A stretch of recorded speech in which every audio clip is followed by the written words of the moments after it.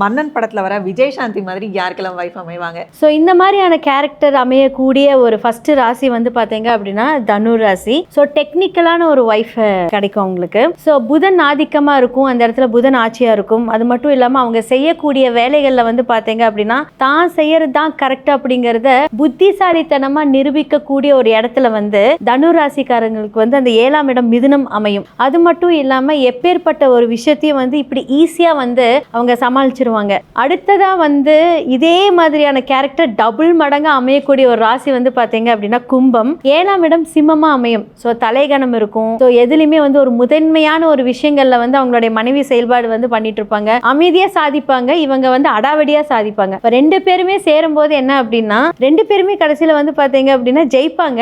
ஆனா இந்த மாதிரியான ஒரு வாழ்க்கையில இவங்களுக்கு வந்து ஏட்டி போட்டி ஒரு சுவாரஸ்யமான ஒரு விஷயங்கள் வந்து அவங்களோட லைஃப்ல நடந்துகிட்டே இருக்கும். ரொம்ப ஃபன்னா இருக்கும். பிரச்சனையா இருந்தாலும் வந்து பார்த்தீங்க அப்படின்னா மற்றவங்களுக்கு ஒரு நல்ல என்டர்டெயின்மெண்ட்டாக இருக்கும் இந்த மாதிரி அமைஞ்சா. அடுத்ததான் வந்து மீன ராசிக்காரங்க கன்னி ராசி பெற்ற ஒரு நபர்கள் வரும்போது ரொம்ப அழகா இருப்பாங்க பார்க்கவே. திமிர்லையும் சரி, அவங்களோட ஆணவத்திலையும் சரி, ஏன்னா அங்கே உத்திர நட்சத்திரமும் இருக்கு இல்லையா, ஸோ அதோட ஆதிக்கமும் சரி எல்லாமே இருக்கும். அதே மாதிரி விட்டு கொடுத்து போவாங்க மீன ராசிக்காரங்க இவங்க கிட்ட. ஸோ விட்டு கொடுத்து அவங்களுடைய செயல்பாடுகளை வந்து பார்த்தீங்க அப்படின்னா சக்ஸஸ் பண்ணி போகக்கூடிய ஒரு ராசி வந்து பார்த்தீங்கன்னா மீன ராசிக்காரங்க இருப்பாங்க.